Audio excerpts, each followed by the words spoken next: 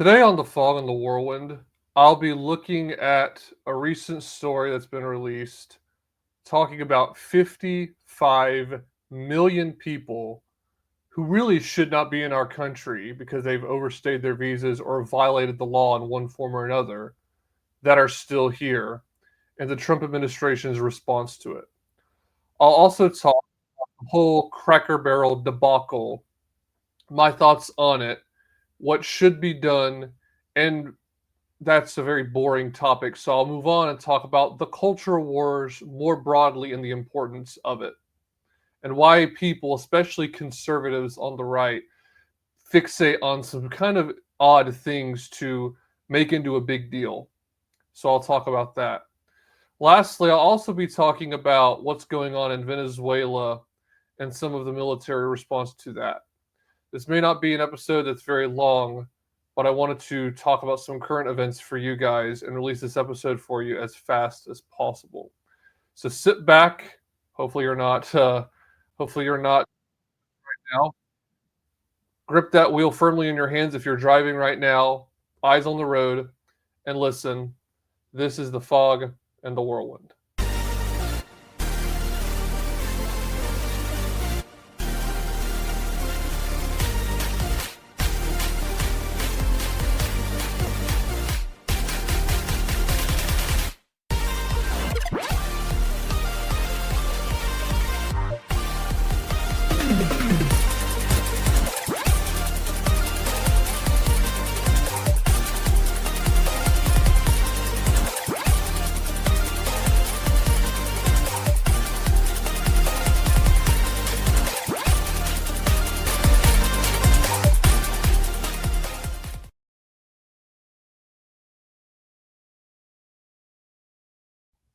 Hey, everybody.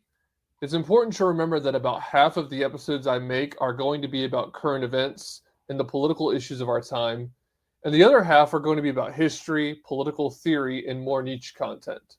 So here's my upload schedule. The episodes about theory and history are going to come out on Fridays at 3 p.m. Eastern Time. But the episodes about current issues will drop as soon as I'm done making them. This could be on a Friday, a Saturday, a Sunday. Heck, it could even be on a Tuesday night at 1 a.m. when the only people able to catch it hot are my listeners that work night shift. All right, I'm joking. I'm going to try not to do that. The point is, you need to follow me on Spotify, Audible, Amazon Music, and now a pretty new feature, YouTube podcasts. That way you'll get push notifications as soon as the episodes are out. Always remember that my base of operations is on Substack. It's thefogandthewhirlwind.substack.com. You'll see occasional blog posts from me there, and also I send out a newsletter too. Thank you. Hey everyone, we're going to go ahead and get started. It would not be the Fog and the Whirlwind if we did not begin with our passage of the week. Our passage of the week is in Proverbs chapter 18. Verse 1, whoever isolates himself seeks his own desire. He breaks out against all sound judgment. Whoever isolates himself seeks his own desire. He breaks out against all sound judgment. Interestingly, if you are isolated, you're more likely, it says you will in the Bible, it says you will break out against all sound judgment. Oftentimes when we get isolated, we think that we're God, or at the least that we know better than everybody else. We get quite arrogant and proud. So it's important to be connected to a community, to a body. You should be connected to your own family. If you're a husband, you should be connected to your spouse. If you are a father, you should be connected to your kids, a brother to your siblings. And if your parents are living, you should be connecting and speaking to your parents. Now, there are exceptions, of course, where someone's been abusive or harsh and cruel, where you do need to put up boundaries and be wise and exercise discernment. Jesus said we should be wise as serpents and harmless as doves. So there are times you need to exercise wisdom in that way. But you belong in a larger group. All of us do. Everyone should do their best to be a part of that, to play their role. And you should also be in a church as a member, as a visitor at first, and then an attender, and eventually a member. And if the Lord calls you to it, while you pray and seek Him, an elder or deacon. So it's important to make sure we are not isolated. The devil, who it says in Scripture is a roaring lion seeking those who he can devour. A lot of times when you look at nature, lions go after the weak, the elderly, and the sick. And what does he do? He pushes them away from whatever flock or group that they're with. If it's a herd of bison, he'll try to isolate one of the young ones away from the mom, from the herd.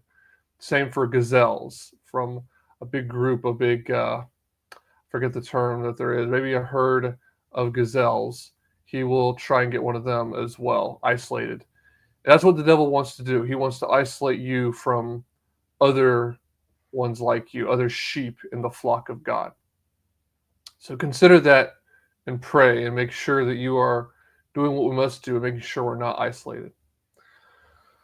I would not be doing my job if I didn't present this story to you. This was an entertaining one. So Bill Clinton, true story, this part of the story is completely true, turned 79. He had a birthday August the 19th. I'm sitting here recording just a few days after his birthday.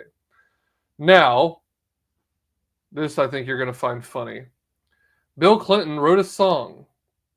And no, he did not play the saxophone while singing it. You know, how could he? That would be a little bit hard for him to play that while singing. He didn't play while other people played the saxophone. He decided to dip his toes in country music. And so, since I had to listen to this, you do too. I would say I hope that you enjoy, but that might be impossible. But regardless, do your best to try to enjoy this as much as you can. You're going to like it.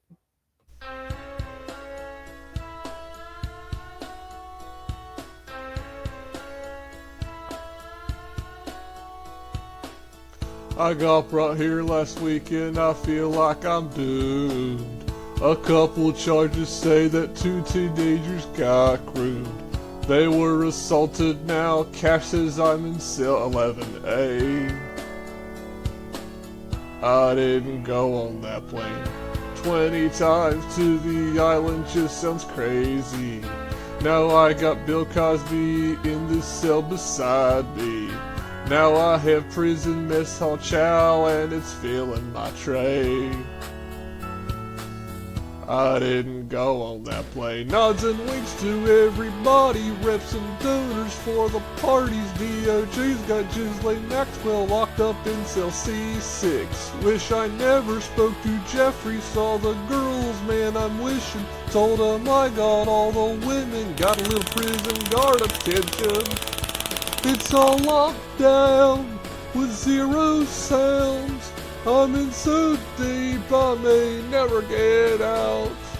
I'll try anything to leave this place. They all know I lie, I didn't go on that plane.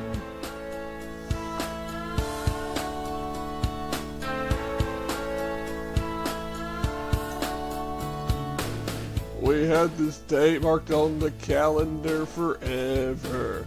We take that billionaire airport ride together. Now I'm an older man with no Matlock, no TV, no cane. And hey, I didn't go on that plane. Nods and winks to everybody, reps and donors for the parties. DOJ's got crooked wifey locked up in cell C6. Wish I never spoke to Jeffrey, saw the girls, man I'm wishing. Told him I got all the women, got a little prison guard attention. It's all locked down with 0 sounds. I'm in so deep I may never get out. I'll try anything to leave this place. They all know I lie, I didn't go on that plane.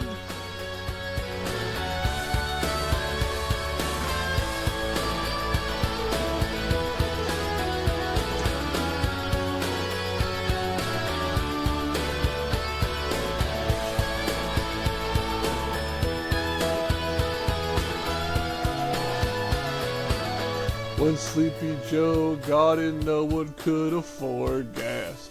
Now I'm sitting here just trying to make time pass. When Chelsea comes here to say hi, I'll tell her this won't last. 'Cause hey, I didn't go on that plane. Nods and winks to everybody, reps and donors for the parties. DOJ's got crooked wifey locked up in cell C6. Wish I never spoke to Jeffrey, saw the girls, man, I'm wishing. Told him I got all the winning, got a little prison guard attention. It's all locked down with zero sound. I'm in so deep, I may never get out. I'll try anything to leave this place. They all know I lie, I didn't go on that plane. Yeah, they don't call me Slick Willie for nothing. It depends on what the meaning of the word is. I want you to listen to me. I'm going to say this again. I didn't go on that plane.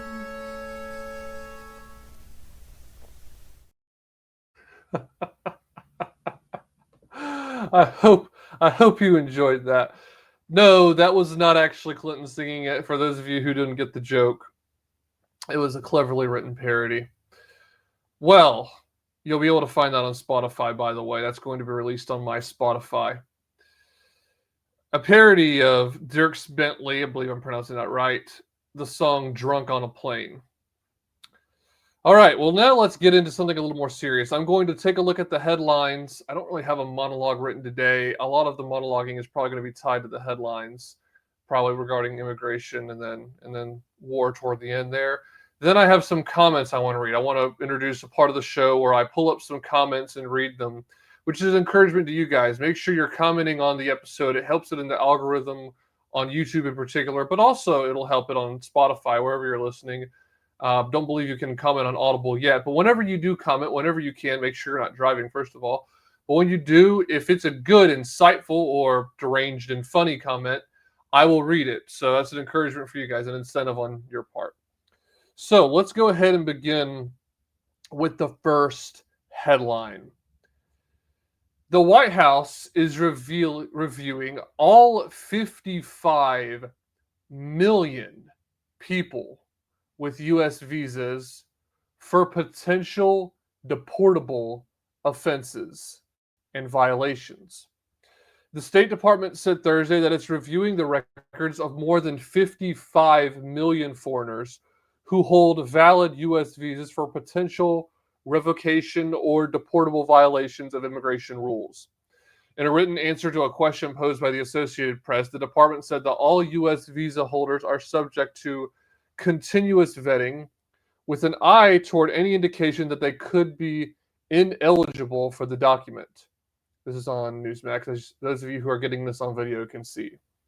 Should such information be found, the visa will be revoked, and if the visa holder is in the United States, he or she would then be subject to deportation. The department said it was looking for indicators of ineligibility, including visa overstays, criminal activity, threats to public safety, engaging in any form of terrorist activity, or providing support to a terrorist organization. We review all available information as part of our vetting, including law enforcement or immigration records or any other information that comes to light after visa issuance, indicating a potential ineligibility, the department said. So that was from Newsmax. By the way, I want to remind you guys that if you want to find my sources, go to Substack. You can go to thefogandthewhirlwind.substack.com/subscribe, thefogandthewhirlwind.substack.com/subscribe, and see my sources over there. But that is not only from Newsmax. Also from an organization that leans a little bit more left, Daily Mail UK. Administration plans to rescreen visas of 55 million holders. Written by Nikki Schwab, the chief campaign correspondent, and also by the Associated Press. Even foreigners holding valid U.S. visas could be subject to deportation thanks to a new State Department policy under the Trump administration. The Associated Press reported Thursday that the State Department is reviewing the records of 55 million foreigners who hold visas to see if those residents broke any rules and thus become ineligible to live in the United States. The department told the Associated Press that visa holders are subject to continuous vetting. We review all available information as part of our vetting, including law enforcement or immigration records of any other information that comes to light after a visa issuance indicating a potential liability, the State Department said. So basically repeating what I just read you a bit ago. So there's a couple things to think about here. The way that the left is going to spin this is racism, this is xenophobia. They don't like people coming from the outside, and they're trying to find anyone on a technicality who did something wrong and kick them out of the country, deport them. But here's the deal. If we in this country, those of us who are heritage Americans, who have been in the country, our family anyway, for 100, 200, in some cases longer than 200, more like 300 years, because although the country is gearing up to celebrate 250 years, the people that made up the colonies were here before that, as you guys obviously know. But if we have to live by the rules, if we have to follow the law, why shouldn't other people who have been allowed to come in here ever since the 1960s, when Lyndon B. Johnson and the people in Congress started changing the immigration laws and primarily letting people in from the third world, right? These people are not descendants of Thomas Jefferson, James Madison, and the distant family of George Washington. George Washington himself had no children. For those of you who know history, you already know that. But these people coming in are not heritage America. They are not, some of them play by the rules, but they didn't play by the rules when they overstayed their visa. Instead of following the law and saying, you know what, this expired, it's time for me to obey the law and go back, they decided to stay in this country illegally anyhow. Which this is an issue that the left really tried to hit Trump on and say, well, and I'm talking about the first term, well, you're trying to build a wall, Mr. Trump. That's stupid because most of the illegals that come in here are flown in. You're going to build a wall that goes all the way to the sky to keep the planes out. Or they come in through the door, through the gate, like you guys say you want. Again, I'm talking like a Democrat. But then they overstay their visa. Well, now, here in the second Trump administration, Trump and the State Department are doing something about the people that are overstaying their visas. And is the left saying, well, you know, he's being logically consistent. We said this in his first term, so now we're okay as long as he's consistent with his ideology of trying to actually lower the illegal levels of immigration, right? Are they okay with that? Of course they're not. I mean, stop the presses, you know, surprise, surprise, hear ye. The left hates Trump. What a shock. They are upset. And of course they are, because this is fascism, this is totalitarianism, dictatorship, this is bigoted, this is wrong, this is evil. That's the same drum they've been pounding for the longest time. Oh, the bad orange man bad, with the tiny hands, the tax evader. They love to call him all of the above. And so Trump's actually doing something about the real problem, which is visas overstaying their welcome, and also people that have been here. They could even be on a visa that is current, but if they're breaking the law, why should they be in this country? They're robbing old women, beating people up, or breaking into a house. They might not be interacting with the occupants of the house or the apartment, but they're breaking in and stealing. Why should they be allowed to stay? We in this country, our rulers should be cracking down on all crime, of the crimes of people that have been here for generations. Why should we add to that problem? Why should we import crime here? No, if they are here on a visa but they commit a crime, they should just automatically go back. It shouldn't be even thought about. You violated the terms of what you're doing. If you commit a crime when you are coming out of prison, usually you're on some kind of a probation period. The way that it should be, and by the way, if you commit a crime during that time, you violate probation, and the consequences for doing so often are worse than if you were the first-time offender. To me, this is the way that it should be if you are a sojourner, an alien. You know, really, when you are on a visa, you are what the Bible defined as a sojourner. That's one thing to the left. I have a blog post about this because Phil Vischer, that creator of VeggieTales, tried to say, oh, well, the Bible talks about caring for the alien and the sojourner. The term sojourner means visitor, someone who is here temporarily. God would never say, well, if the sojourner is here, he's allowed to do whatever he wants. It doesn't matter who he rapes, who he steals from, anything like that. So, for us to have godly men who are leading this country, they should demand that aliens, that sojourners, that immigrants who are on visas, they should demand, not ask, but tell them, you are going to make sure that you follow our laws. And if you don't, there's going to be consequences. Right? Think about it this way. Here's an analogy for you. And I know that this is, for a lot of people, this is old news. You already know this. But I'm speaking to those of you who are just joining us. If you have children come over to the house, they're not your children, but they're visiting. And if they start jumping on the bed, they start grabbing stuff out of the refrigerator and throwing it into the ceiling and letting it fall down to the ground. And they go, well, you're not my mom. You're not my dad. I get to do what I want. Does the parent wring their hands? You, the parent, do you wring your hands and say, oh no, I'm not Mrs. Johnson. I'm Mrs. Smith. I can't do anything about this because they're not my child. No, you call up the parent and say, get out. And depending on how violent the kid is being, you may just grab them and call the police. If they're if they're a teenager, we'll say, if they're an adolescent, if they're growing up, you would call the police and say, hey, yeah, they were destroying my property. I tried to call their parents. There was no answer, or they just said, oh, I'll be right there. And it's been 2 hours and nothing was happening. So you call the police to a degree. So we shouldn't just sit back and say, well, these people are not really citizens. These people weren't born here. We can't do anything about it. No, we should. The State Department should be trying to deport these people. Because why should they be here? And the other thing, too, is these people who are here on visas, there are arguments to be made there are arguments to be made against them being here.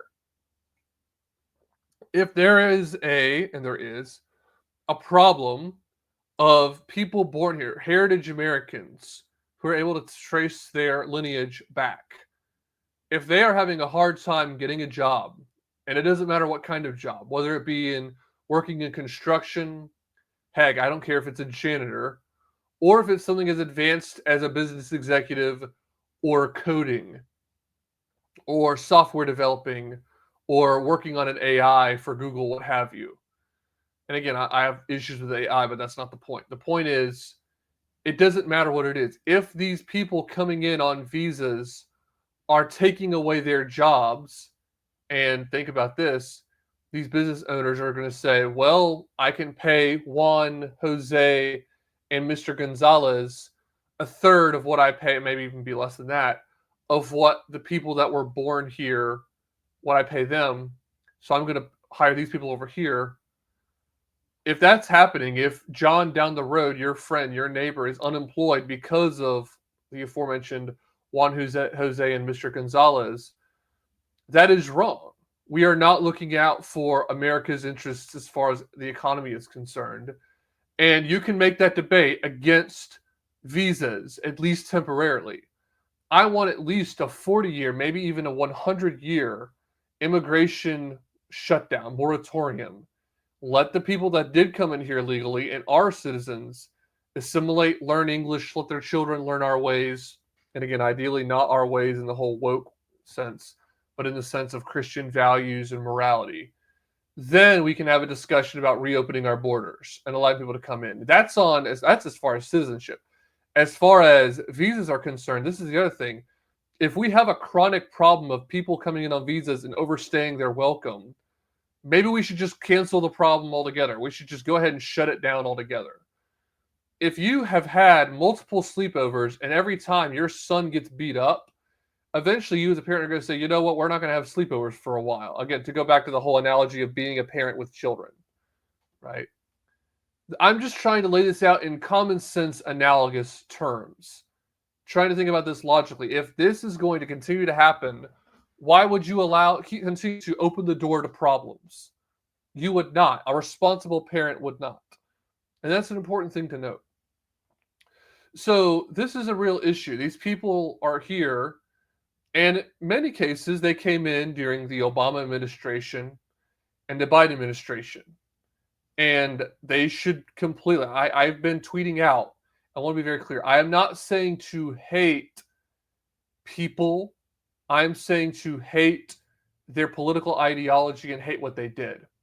I tweeted out and put out on Gab, by the way, over there. It's at official Orcon, both on Twitter and on Gab. Twitter, X, whatever it is, and on Gab, at official Orcon.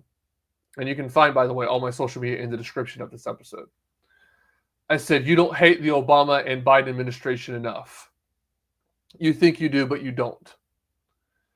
And I would go further than that. The lady that's been here for how long? That married the MS-13 gang member. I forget his name now, but the Democrat made a fool out of himself and went down to El Salvador and visited him. And by the way, the president of El Salvador, Bukele, who's not perfect but a good man in many respects, said, I am not releasing this so-called American citizen. He is a terrorist and he belongs in jail. He married a woman who's also of Hispanic descent. Who legalized and naturalized her and her parents? Was it Obama and Biden, or was it Bush? Because that's the problem. The Bush administration and even the Reagan administration gave amnesty to millions of immigrants that came into this country illegally, but said, you know what, we're going to not rock the boat so much. We're not going to be hardline in immigration in the name of progress, but also political expediency in terms of getting things done, breaking a few eggs to make an omelet. And look, I know that sometimes that is realpolitik, and I do think that Reagan was better than the Bushes. They decided to give amnesty to people. And this woman that married the MS-13 gang member and therefore allowed him, at least nominally, to have citizenship, when was she allowed in? Who gave her amnesty? I'm not saying it was for sure Bush or Reagan, but it opens the door to, there are big problems with amnesty. I give Trump big credit that so far there has not been an amnesty deal with the Democrats. Oh, well, we need more money for the government, and we're therefore going to give amnesty to illegals. In Trump's first term, he did not give amnesty to illegals, and he hasn't so far in his second term either. It's early, but he hasn't so far. And I've been critical about the Trump administration on other things, particularly with Epstein. Although, again, grain of salt, he's not out of the office yet. We gotta be patient. You're not going to get exactly what you want right now. You got to wait. I'm not too pessimistic yet. Okay, so that's an important thing to remember. Trump has not given amnesty yet, and that's a good thing. Because amnesty, what does it do? It encourages more illegals to come in. Well, my friend got naturalized, legalized. He came in illegally, but he got citizenship anyway. He got a green card, yada, yada. So there should not be amnesty for these people because they don't belong here. And again, if you're talking about letting in 100, 200, a few thousand, once every generation, once every decade, something like that, once we've had our complete shutdown of immigration for 40, maybe 100 years, I will then consider that. But right now, we've got big problems with MS-13 and other gangs. Fentanyl, drugs, we're going to look into drugs a little bit later with the whole Venezuela shtick. That has got to be solved first before we can even discuss letting in people. And by the way, I am very familiar with an area of my part of South Carolina where it's some of it, I'm familiar with two areas. One is just overrun by Hispanics. It's just accepted that Hispanics dominate that area. The other area I'm very familiar with is overrun by Ukrainians to the point that there are some Ukrainians that have lived there for years that don't speak English. And by the way, this goes the same for the other area of South Carolina where they almost all speak Spanish and very broken English, if that. Some of them speak no English at all. And then in this other area, some of them speak Ukrainian or Russian. They don't speak any English at all. My friends, this ought not to be. If there was only a few of them coming into the country and their neighbors were speaking English, that provides an incentive for them to learn English. And we should demand that in this country. The Founding Fathers did not make Dutch, Spanish, German, or another language the official language of America. Our founders, our ancestors made English. They voted for English to be the main language of this country. We should respect them. The Constitution says that this document was made for their posterity, for their future generations. We are descended from them. We are commanded in Scripture to honor our father and our mother. Part of that means honoring the founding fathers, the people that set up this nation. So we should demand they speak English. And cracking down on these visas is a way to take care of the problems with immigration that includes drug use, that includes crime and gangs. So I applaud the Trump administration for doing this. This should have been done by the last Republican president. Trump could have done more in his first term, but also the previous Republican president. This should have been done. There should have been more to go after people overstaying visas. But it wasn't, and thank God, now something's being done.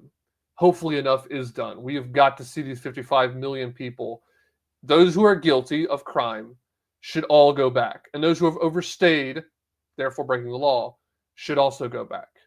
Those who are here and have followed the rules, we should honor that. So far, they followed the rules to a T. Good for you. But then when the visa expires, send them back. Then begins the pause in immigration. That is what we must have to survive as an American civilization. Okay, we've got to move on now. We've got a lot to cover. Let's talk a little bit about Cracker Barrel. This is something I wanted to discuss here. I'm not going to read headlines because most of you are probably aware, but there's a new CEO of Cracker Barrel. She's a woman, and she has been instituting some massive remodeling at Cracker Barrel. And you can find, by the way, pictures very easily and articles about this on what it looks like. It looks like a hyper-modernized farmhouse look. Very gray, very white. There is still stuff hanging on the wall, spatulas and so on, but it's all side by side. It's very organized. The old paintings of, well, that looks like somebody's old grandpa, but it's a very old-timey, faded, photograph with a cobweb-eaten frame. That's all going away. There will be art on the wall. A lot of it's going to be nature. So that's that. But also the Cracker Barrel logo is going to be changed. And actually, the funny thing about this is it's starting to look a lot like the Denny's logo. And Denny's is filing a lawsuit saying that you are basically not violating copyright, but you are improperly using our likeness. I'm just kidding. Denny's is not suing them yet, although who knows? We do live in 2025. People get sued for all kinds of stupid reasons. But this has caused a lot of controversy, a lot of backlash. People are very upset about the removing of the man and the barrel in front of him from the Cracker Barrel logo. Now, I drove by one today, and I didn't see that it had disappeared. It didn't look like that change has completely happened so far. But I wanted to talk about this because a lot of people are very upset, and I understand. People, in many respects, don't like change, and I very much identify with that. There are certain things that I don't want to change. In other ways, I'm very adaptable to change. But I also like the old Cracker Barrel logo. I'm used to it. It's sentimental for reasons. And I don't really want it to change. But that being said, one thing I'll say quickly, the business is not doing well. It lost $100 million in stocks in a few days, 2 to 3 days. So the way I see this happening is the CEO probably will be, if not already has been, pulled aside by the big wigs and is going to be told, look, we're losing money. Either you stop what you're doing, or drastically change it. And if you don't, then you're out the door. Because you can fire a CEO. The board can vote and fire a CEO. So that's very well likely going to happen. The CEO very well could step down or be terminated and go find a job somewhere else. Or the CEO will stay but announce, hey, we're not changing anything. We're reversing these changes. We decided it wasn't a smart decision and we're sorry. They may also kind of look at different communities and say, okay, this community likes the new look. We're going to put one here. It's popular. But these people, particularly in the deep South or even just the South, like the old look of the old-timey farm look of farm equipment on the walls. It's kind of more of it in an old-timey, disorganized way, like you went over to somebody's house or something and they didn't know you were about to show up. And they'll leave it alone. I can see that happening too. But I was looking at because I just covered it and gave it to you in a nutshell. There were so many people just talking about how wokeness has to destroy everything. This is a clear DEI hire. Maybe she's a DEI hire. Maybe she was hired because she's a woman. I'm not sure. But it made me think of a few things. So a lot of conservatives will talk about Target or Bud Light and now Cracker Barrel or other businesses they've looked at over time. And it just feels like these businesses get all this controversy, they're boycotted, and everyone gets very, very upset. Now, when it comes to, there is one of these things that's not unlike the other.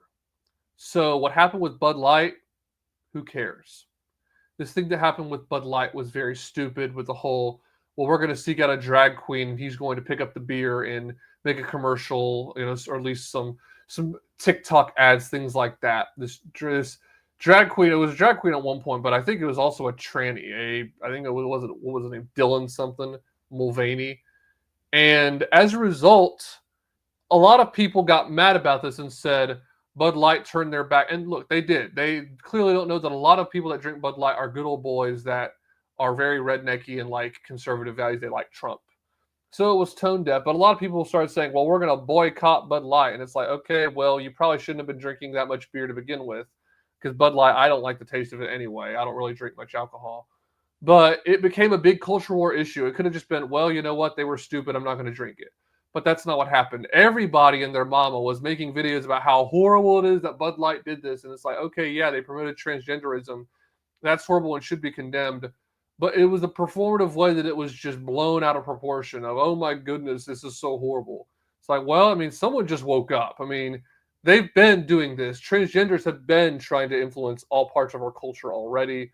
So don't be surprised when it does happen with the beer industry or the whatever you want to call it, the food industry regarding beverages and beer, alcohol. So that was one example where, again, the response was just wild. It's like, okay, yeah, well, the left is doing something countercultural, and it's within the flow of culture. I shouldn't say countercultural, but outside of common sense, that's promoting more than one gender. Wow, what a surprise! I mean, they've only been doing that for the last 10 years. What a shock! So that's one thing. But then, secondly, I want to look at the Sydney Sweeney thing, which I've covered a couple episodes ago. You can find that episode. And that was another one where it felt like the left was like, oh, it's so racist and so offensive that in this Sydney Sweeney American Eagle ad that has Sydney Sweeney has great genes, that is a racial connotation. That's a call. That's like some kind of a white supremacist dog whistle and bad and evil. And then on the right, it felt like so many people said it is so good that a blonde-haired, blue-eyed woman wore jeans for an ad. How cool is that? It's like, okay, she did a job, she put on jeans, and she was in an ad. Why should that be applauded? Why should she get a round of applause for performing some basic job? I mean, I don't get a round of applause for doing my basic job, for doing what I'm supposed to be doing, what I was hired to do. Why should we applaud her for it? And if you want to make fun of the left for what they said, that's fine. That I did at the time. I made fun of the left for saying what they said. But the response from so many mainstream conservatives of, oh, it's so good that she did what she did. It's like, well, no. I mean, it's just kind of a job. And also, you can even make the argument that the ads she made, one of them, I was reading about it as you heard, because you heard my episode, and it sounded somewhat suggestive and sensual, which is why I refused to watch the ad. So that is not really something conservatives, especially Christian conservatives, need to be nailing their colors to the mast and say, oh, this is so good. Well, no, she was kind of showing too much skin, and we don't need to be applauding that. So that's another thing where, again, conservatives just kind of missed the mark. And then thirdly is this Cracker Barrel thing of just, well, this misses the mark, as I've already outlined why. But then I said a bit ago, one of these things is not like the other. The Target backlash was definitely called for. If you want to make the argument that the Cracker Barrel stuff is stupid, okay, that the Sydney Sweeney response of, oh, this is racist was wrong for people that were against white people to say that. If you want to say, well, Sydney Sweeney has great genes, it's a white supremacist dog whistle. If you want to say, well, that sounds like black supremacism. If you want to say, well, people should be proud of their genes. You should be proud of your genes. I should be proud of my genes. It's fine that we're different from each other. I'm likely going to agree with you. If you want to say about Bud Light, man, this is stupid because of the degeneracy and the transgenderism, and leave it at that and not overblow it, Fine. But the response to Target, the boycotting of Target, was good. Why? Because of the fact that they were going after children. They were making swimsuits for toddlers and young children for if a parent wanted to put a boy in a girl's swimsuit. And I'm not going to be too graphic here. I try to keep things pretty PG. But if their part would have been poking for some reason, because of the way that it was designed, the girl's swimsuit, because really that's what it was. It looked like a girl's swimsuit, but they had a certain part of it to make it less noticeable so that this boy could look more like a girl. They wanted to design a swimsuit that looked like that.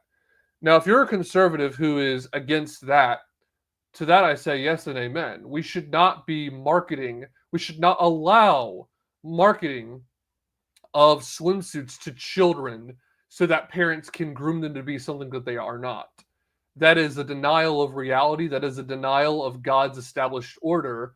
And we do, the real right do, and we should, everyone on the right should condemn that and organize a boycott against that. Because not only is it going along with transgenderism in general, which Bud Light did, but it's targeting specifically children and enabling parents to do that. So that boycott makes a whole lot more sense. The point I'm saying is a lot of times conservatives and their outrage over things, it misses the mark, but the Target one did not. It feels like there's a lot more Cracker Barrel outrage than there should be. And again, I'm fine with saying my personal preference is the old way of Cracker Barrel, but I'm not going to go on here and say this is like the destruction of white America or the destruction of the real America or something like that. I'm not going to be sitting here just wringing my hands and saying, well, guys, it was fun while it lasted. Like R.I.P. real Cracker Barrel, and then have like, some tombstone or something. I'm not going to be doing that. That's selective outrage. So the culture, though, I will say it does matter. We should be fighting cultural battles. One way you can know if somebody is engaging in bad faith or not is how they talk about the culture war. This is important to know. Because Tim Pool will do some of this. And I try not to start drama. I'm not really not doing something where he and I can go back and forth by podcast. I don't want that. Nor would I want to go on Tim Pool's podcast and discuss this. But a lot of times Tim Pool, who's a big podcaster, has things called The Culture War. And then you watch it, and it's not that relevant, not that interesting. Doesn't really go into anything that deep, especially regarding spiritual matters. A lot of it is just kind of clickbaity stuff. That is, and I'm not saying Tim Pool is a bad actor. I said something a bit ago about bad actors. Tim Pool, from what I can tell, is a good guy. I would not call him a bad actor. But there are bad actors out there who will say, well, the culture war doesn't matter. They'll say, well, what we really need to be just organizing on is class. The rich hate us. The rich are in charge. The rich are getting richer. The poor are getting poorer, which, if you want to make that argument, is probably at least partially true. And we can have a discussion on economics another time. But economics is important. I do want to commit more time to talking about it. But if a man doesn't even know that he's a man, if a boy doesn't know that he's a boy, he's a male, that is a significantly worse problem than what your tax rate is. Or the fact that the rich aren't paying their fair share, if you want to even say that. I don't even know if that's true. I don't even know what fair share exactly means. But the point that I'm making in all of this is the culture matters far more than that.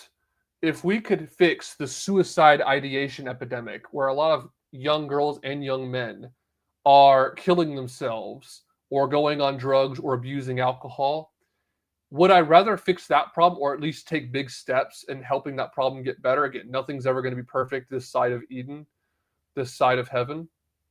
Would I rather make big strides in that, or would I rather make big strides in economic inequality?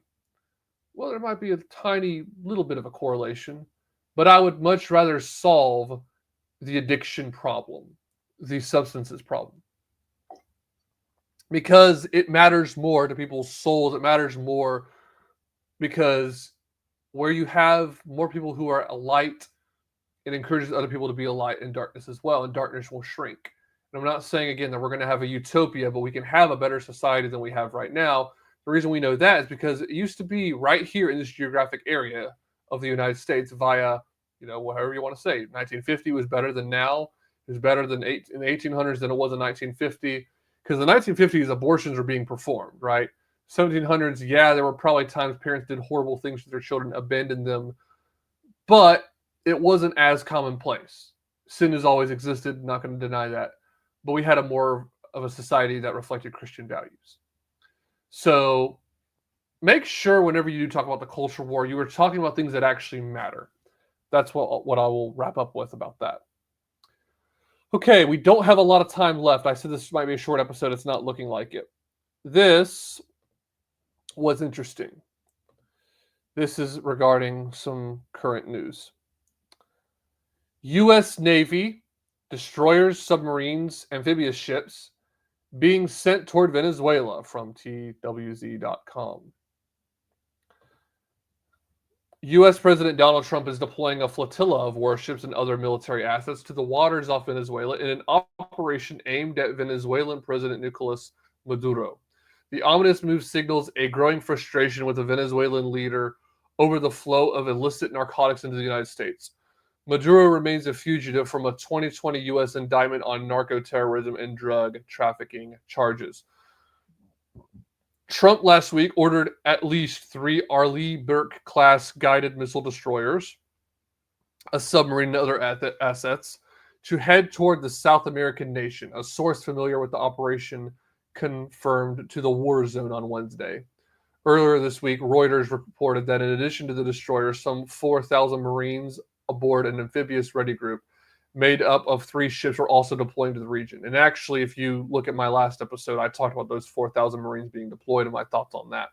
If this ends up being the case, it would put a remarkably large, versatile, and powerful armada of U.S. ships off Venezuela's coast. So that is on TWZ. While the exact nature of this movement remains unclear, it is part of Trump's larger efforts to get the military involved in the fight against drug traffickers. In response, Maduro on Monday announced the planned development of more than 4.5 million militia members around the country. So I did hear about this today from somebody. They are volunteers designated to bolster the armed forces' defense against external and domestic attacks. The empire has gone mad and has renewed its threats to Venezuela's peace and tranquility, Maduro said at an event in Caracas without mentioning any specific action. So let me just real quickly say this. I will say that America, in a lot of respects, is an evil empire.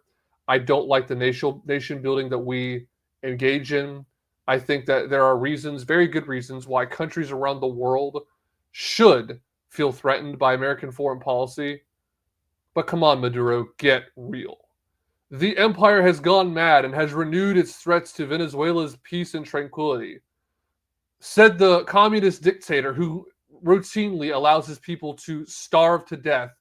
Not just routinely, every day that he's in office, just sits with his wealth, his money, his servants that bring him food, and says, well, those people out there that have inflation through the roof that can't afford to put food on their table, nah, they're more like animals to me. It's kind of like the It's a Wonderful Lifeline. I know what those people are like. I'm kind of doing a George Bailey. I know how you view those people, Mr. Potter. To you, they're cattle, but not to my father. They're the people that do the living and breathing and living and dying in this community, right? That's how Maduro is. Maduro is very similar to a Potter, right? He's gonna, and then for him to be like, I mean, it would be so. I can't even imagine. It's sort of like if Potter was in town and he was the worst of the worst, but then some other competitor who, at Bob's Loaning and Building, some guy was kind of like definitely not like the Bailey Building and Loan, but very corrupt. Not as bad as Potter, but very corrupt. And Potter's like, oh, that guy over there, it looks like he's the most corrupt of the most corrupt ever. I can't believe the way that he's been forcing people to live in slums. For Potter to be saying that. And you just want to say, if you were to watch that in It's a Wonderful Life or watch that in anything, you'd be like, no, Potter, you're way worse, right? So for Maduro to say that this empire has gone mad and has renewed its threats to Venezuela's peace and tranquility, I have to also say, well, buddy, I think the biggest threat to Venezuela's peace and tranquility would be Mr. Maduro, would be you. You are the problem. It's like that meme where a guy is walking into the room and he's like, and he's a father, and then the son is like, Daddy, look under my bed. There's a horrible monster. He beats me every day. And then the dad looks under the bed, and it's a mirror looking at himself. It's like Daddy, look, the horrible evil person that's hurting Venezuela every day is under my bed. And Maduro looks under the bed, and it's a mirror looking at himself. So yeah, you have to say that's a ridiculous thing to say that it's gone mad, it's renewing its threats to Venezuela's peace and tranquility. Back to the article real quick. Trump, whose problems with Maduro date back to the American president's first term, has accused the Venezuelan leader of being a key part of the international drug trade he targeted as a top priority to fight. The White House considers Maduro a narco-terrorist. President Trump has been very clear and consistent, White House spokesperson Caroline Leavitt told reporters on Tuesday when asked about the troop deployments and whether the U.S. will put boots on the ground in Venezuela. He's prepared to use every element of American power to stop drugs from flooding into our country and to bring those responsible to justice. The Maduro regime is not the legitimate government of Venezuela. It is a narco-terror cartel led by Maduro. It is the view of this administration that he is not a legitimate president. He is the fugitive head of this cartel who has been indicted in the United States for trafficking drugs into this country. And by the way, TWZ is not the only source on that. You guys can see another source. The Associated Press also wrote one. U.S. destroyers head towards water off Venezuela as Trump aims to pressure drug cartels. And I'm not going to read much of that. I'm just going to read a little bit because of time, and then I have to still read the comments. I want to do all that. And then I also have another headline real quick. So in that one by the Associated Press, the United States is deploying 3 Aegis-guided missile destroyers to the waters off Venezuela as part of President Donald Trump's efforts to combat threats from Latin American drug cartels, according to a U.S. official briefed on the planning. The USS Gravely, the USS Jason Durham, and the USS Sampson are expected to arrive soon, said the official, who was not authorized to comment and spoke Tuesday on the condition of anonymity. So that's another one. Again, it's going to be on Substack for those of you who want to read that one. Then we also have another story I wanted to read quickly, just a little bit, because this is something that Trump's also trying to do against Venezuela. Trump withholds Venezuelan oil approval for non-U.S. majors. Let's see. Well, I was able to read this article earlier. Now it's paywall protected. Sorry about that. I think it allows you to read it one time. But basically, there are a number of companies that are right now in the United States that have contracts in Venezuela. Well, Trump is putting pressure on those who are U.S. based but have ties, connections to Venezuela to not drill there anymore so that Venezuela loses the business. And it's starting to work. There are companies that are pulling out of Venezuela, and it's going to hurt the Venezuelan economy even more, right? And that's a good thing. And there's also other sort of economic pressures Trump is putting on there. And some people will say, like, this is a big libertarian thing. Well, sanctions only hurt the people that live in that country. So this is somehow wrong, bad, and evil. It's a very dumb argument, I will say. I don't know if I ever bought into it when I was a libertarian. Maybe I did briefly.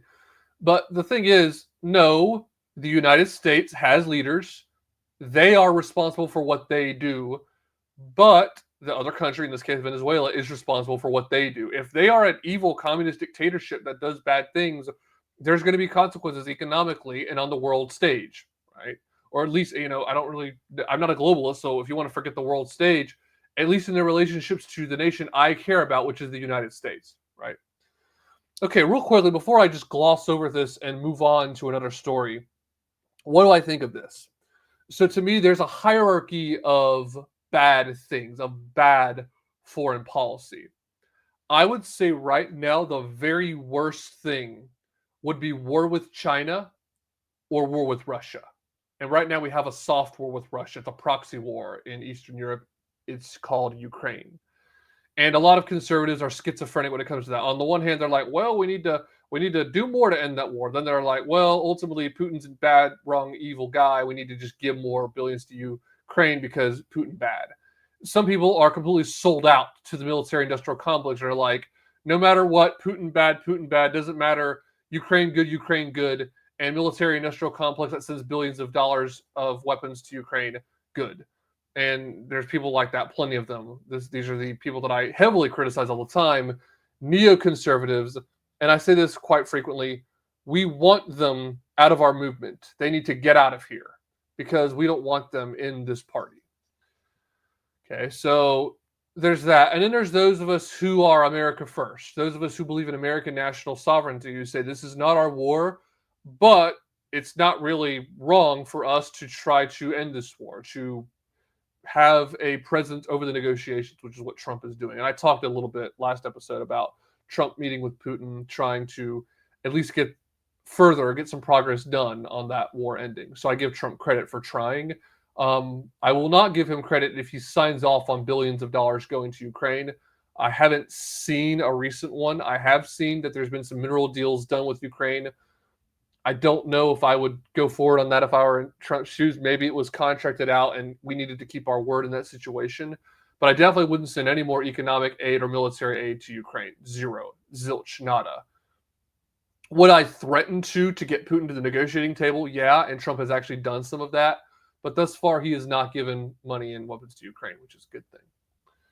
Now, when it comes to, that, so again, war with Russia and China, bad. Probably the worst, because you're looking at a third world war. Now, secondly, what's also very bad in a different kind of way, maybe just as bad, but if not, it's close.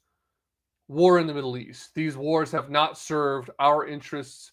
The only fighting that you could say sort of kept Americans safe was the bombing of ISIS during Trump's first term. But see, why did ISIS get a foothold there? Why did ISIS even come to be? Well, there was this little thing called the war in Iraq. And who was in charge of that? That would be George W. Bush. And why was that? Because he went there after the first conflict out there in the 1990s with President Bush the first, Bush 41. So those problems ultimately are what led to ISIS. Well, that's not what happened. Well, I can hear the comments now. Well, that's not true because that wouldn't have happened if Obama hadn't pulled out of Iraq. Well, if we hadn't been in Iraq to begin with, Obama wouldn't have pulled the troops out. And also, what's the alternative? We just have troops in Iraq for 20, 40, 100 years. Should we really have troops over there for as long as possible? Are tax dollars going to make a country like Iraq safe? Safe for who? For Iraqis? That doesn't sound America first to me. Well, that was because of national security interests. Whose national security interest was impacted by that? Weapons of mass destruction against his own people, against foreign nations? That doesn't. Now we're talking about other nations. We're not talking about America first. This is the thing that I have to criticize the fake America firsters for. People who and some of them even have shows where they frequently use the term America first, and then they don't hold people's feet to the fire enough. Particularly politicians who say they're America first, but then vote the opposite way. They say one thing and do another. So war in the Middle East, by this point, I am firmly against as well. It's a different kind of bad. Maybe not quite as bad as war with Russia or war with China. But then thirdly, I am also non-interventionist just in general, not just with the Middle East, but other wars. So when it comes to this, to bring things back to a more relevant story, again, what I've been reading about, I am not happy that this stuff is being done right now, but I'm not wringing my hands just yet. Because just because Trump is doing this stuff, but number one, Trump doing what he's doing as far as energy policy and oil, I have no problem with at all. That I'm perfectly fine. We should be drilling more in America anyway and doing less oil and gas deals with other countries. We want to be not only energy independent, but energy dominant like we were in Trump's first term. We were a net exporter, not just importer of oil and gas, which Trump got done. I have faith, I believe that he will do it again in this term. So that's an important thing to note. But, excuse me. But when it comes to what's going on right here with the whole, well, we might be sending the Navy out here to do this or that, I don't support that ultimately because it's, again, the 4,000 Marines definitely don't support that. The moving ships over to this part of the ocean, it depends on what the ships are going to do. If they actually carry out strikes on a country, that is where we are an aggressor. and we shouldn't be doing that. But here's the thing. Here, and I can hear the argument, and I think this argument is more solid than another. The argument of, well, weapons of mass destruction in Iran or Iraq, that to me is an argument built on quicksand. If you make the argument, these people in Venezuela are importing drugs through the southern border, we're doing everything we can to stop it on the southern border, but it's very hard because of what Venezuela is doing. Therefore, we need to get involved because these drugs are coming into America. It's causing a fentanyl crisis and people are overdosing and dying. That argument is on soft ground. It's not that great, but it's better than the first argument. Again, this is why I talked about the hierarchy of bad foreign policy. Number one being war with Russia and China. Number two being war in the Middle East. And this is number three. War, like in Latin America or another country, but particularly Latin America, is a little bit more understandable because here's the thing. In Iraq or Iran, I would argue their problem is not our problem. We can shoot their missiles down on the way up here. In South America, we're not talking about missiles. We're talking about drugs. And they are, and also in many cases, they're crossing up, they're journeying up into South America, going into Central America, or on boats or what have you, and coming in, pouring into our southern border.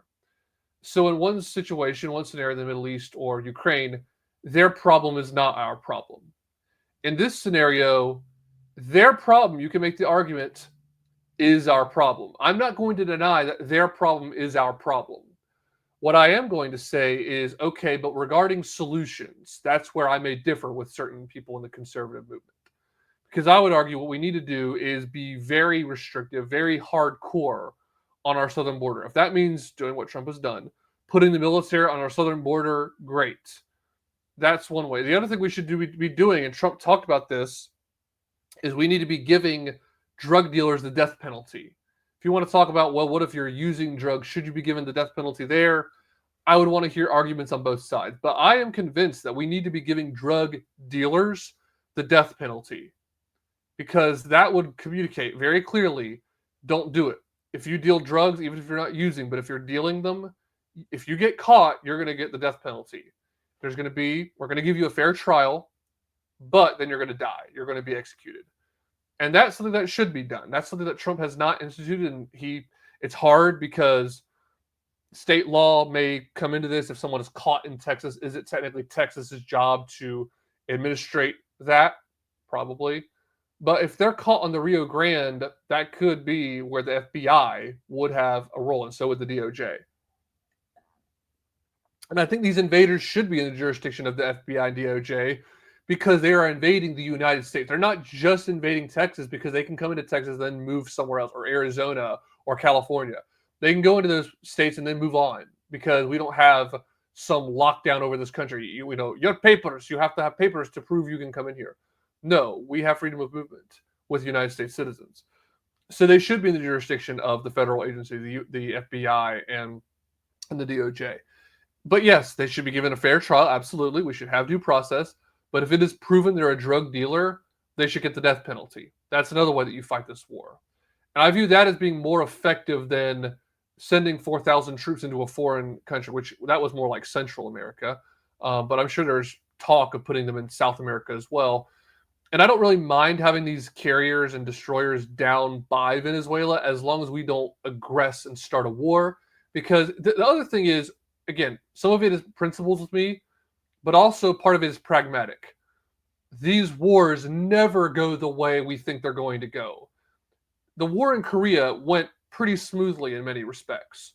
But what ended up happening? 300,000 Chinese went in on the side of North Korea, and it turned into a very hard war. America's military was kicking the butts of North Korea. And see, this is the argument people make. Well, that's a small, little, weak country. We can kick their butts anytime we want. Well, then all of a sudden another country gets involved and it turns into a real big problem, right? That's the issue with the whole Taiwan thing is, oh, well, we're big and we're strong. We can hold out on Taiwan. China has over 1 billion people that live there. They could swamp our military just from sheer numbers. We have better military technology and so on, but they could overwhelm our military just from sheer numbers. So you got to think about things like that. And with South America, what's going to happen? If we take out Maduro and we install somebody else, is it going to be another Iraq where eventually we decide to make a calculated decision to pull out, even if it's a Democrat or if it's not, if it's America First conservative, what have you? We eventually pull out and things actually get worse, or we put in someone, we have a military junta or what have you, put in a leader of Venezuela, and then they get toppled because the Venezuelan people don't like him. It turns into where we will have to remain there pretty much indefinitely. And how does that affect America's interests? Because if we're going to do it in Venezuela, what are we going to do? Take over all of South America? Because the drug dealers, at some point, if things go amazing in Venezuela, the drug dealers are going to go to other parts of South America and send the drugs up anyway. What are we going to do? Invade Chile? Invade Argentina? I think not. That's not wise. We got to look at the long term, is the argument I would make. So again, I'm not criticizing Trump too harshly on what he's doing right now. I think especially with the energy stuff, he's being smart. But with the military thing, I'm not exactly comfortable with it, but he hasn't crossed the line with me yet. Again, don't like the fact with the ground troops in Central America. I don't like that. But regarding Venezuela, it's not ideal, but Trump may have a bigger game in mind, and it may end up working out very well. And maybe that eventually Maduro says, well, shoot, I'm going to start doing some things better. So we'll see how that goes. All right, we're going to start wrapping up the show. One segment of the show that I want to start doing is the comments. I want to start looking at the comments so that you guys feel like you're part of this. So I'm going to be looking at some comments with you guys on some of my recent videos. And make sure you're leaving comments, by the way, so that maybe you're going to get featured on this show too. So this is now the comment section part of the show. Comment from my video where I talked about the surrogate company that decided to give an infant to a convicted groomer. Yeah, you heard me say that right. Go to YouTube, my YouTube channel, look that one up. I have the title, Surrogate Company Gives Infant to Convicted Groomer. Basically, there was a man who was on a list, and he and his so-called husband wanted to adopt a baby, and the surrogate company allowed them to, even though this guy was on a list for grooming a child. Someone commented, Jason McGinty 6719 said, many such cases, unfortunately. Yes, Jason, unfortunately, very true. CT Watcher commented, so what now that we're all riled up? So what now that we're all riled up? Those of us that see criminals harming a baby allegedly, save the baby, call the sheriff, the police that protect these types, or the Hells Angels to send them back. So basically this person, CT Watcher, is saying, well, what are we going to do now? There's a lot of people on the right that are asking this question because it's very easy to make a lot of noise, to get mad, to talk and talk and talk, but then nothing happens. What should be happening is everyone that lives in that town should at the very least give that guy the cold shoulder. They should run him out of town. Say, we don't want you here. You're an evil, despicable human being and you have a baby. That's just one part. That's just the first little step. Secondly, the police need to investigate this matter. And thirdly, Child Protective Services needs to come in and say, we're very sorry. We know that you guys adopted this person, but in the interest of this child, we have to take this baby from you. Because no one that is a offender of this level, I'm avoiding using certain words in case this goes out on YouTube, no one who is on this list should have a child. It's one thing if you are a biological father and your child is grown up. That's one thing where it's crappy, but that is your dad. And the grown-up child, not really child, but the grown-up kid, offspring of a messed up man can decide, well, I'm in my 30s, my 70-something-year-old dad is a messed up person on a list. I get to decide. Again, I'm not saying me specifically. I'm laying out a hypothetical, people. It's called a hypothetical. If that were to hypothetically happen, then that grown-up child, 30-year-old, whatever, could say, well, I have to decide, am I going to even talk to this person because he is my dad? Probably not. Hopefully not. But there are people out there where they're going to say, well, I don't have it in me to just never talk to dad again. But in a situation where you have an underage child, a minor, in this case, an infant, the weakest, most incapable of defending itself scenario that there is. Child Protective Services must take this child. And it's an injustice every hour the baby remains in their possession. It's terrible. And it's terrible, like I said in my video at the time, that this was even allowed to happen on the part of the surrogate company. And part of it, let's go here, was probably because they didn't want to not do it because they'd be called homophobic. Because LGBT people are supposed to have the first class citizenship in our nation, and we're supposed to be second class citizens because we're straight. That's how ridiculous this is. Another comment, I made a video, the McCloskeys got their guns back. This was from a longer episode than I made. I make some videos that are just segments and entities unto themselves. Other short videos I make on my YouTube channel are clips of the show, the podcast. Comment, man, this is hard to see. I should have zoomed in more. Corsair, it looks like, 371. I cannot imagine what the people had to go through. I cannot imagine what these people had to go through, this ordeal. Abuse by the local government, police, etc. Shameful, shameful. 5 years for stealing this couple's property. If you go out on your front lawn and you see that people have come through your gate and they're going to come up to your house, and you step out with your guns ready and basically say, mess around and find out, I'm going to stand my ground and defend my property and my family. You know what the police should do whenever they arrive on the premises? Give you a high five. Tell you, thank you for defending yourselves and making this a more organized, more orderly community. What the police should not do is take away your weapons because you brandished a firearm. Even if you brandish a firearm, who gives a crap? These BLM protesters came through your gate. They've been burning things down and hurting people in the streets. Standing on top of cop cars in some sense, stomping down at them and chanting in the streets, what's the term? Pigs in a blanket, fry them like bacon. Oink, oink, boom, boom. And you're going to lock up the people that took a stand against them, who didn't fire a shot, by the way, but took a stand against them. You're going to take those people's guns away from them. What a joke. And I talked about this in that episode where I covered the McCloskey stuff. But yes, it is shameful. Corsair, you are correct. I agree with you completely. All right, next comment. I have a comment where I talked about some of what I've been saying in this episode, how there's people on the right, the so-called right, I don't even consider themselves really on the real right, who are for neoconservative foreign policy, for entangling alliances, which is actually against what the founding fathers talked about. If you listen to Orrin McIntyre and Tucker Carlson's recent episode, Orrin McIntyre is not some radically weird person. He is on The Blaze. He worked for The Blaze, but he is a neo-reactionary is what I think he identifies himself as. Maybe he doesn't. But he's on the right, and he goes into depth, reads quotes, the whole bit, about George Washington's farewell address and how he warned about entangling alliances, how eventually what's going to happen if we do get involved in alliances is foreign interest groups are going to start controlling U.S. elections, and people who call out the foreign interest groups, the foreign lobby, who call out militarism across the globe, they're going to be called the people that aren't really American. This was written in the 1700s, folks. This could have come out in 2024 or 2025. George Washington was that intelligent, that smart. And then he also covers things I regularly talk about. James Madison talked about how we shouldn't be a knight in armor roaming around the globe seeking monsters to destroy. James Madison, one of our presidents, early on. Thomas Jefferson saying we should have peace, commerce, and trade with all nations, entangling alliances with none.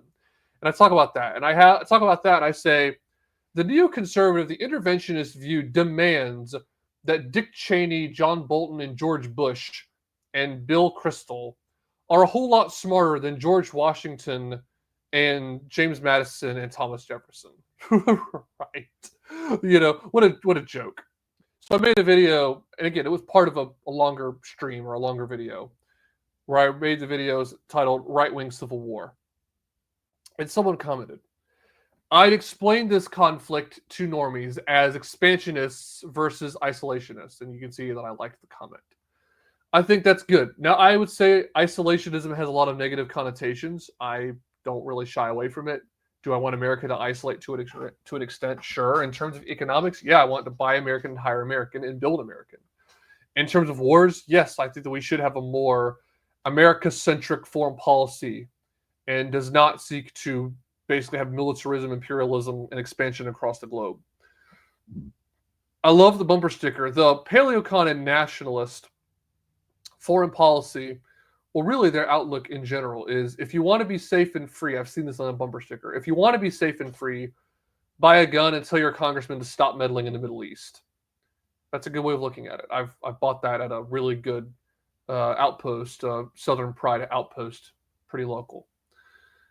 Okay, so I agree. Yes, expansionist versus isolationist, but I wouldn't say isolationist. I would simply say non-interventionist or nationalist. Basically, expansionist or internationalist or globalism versus nationalism.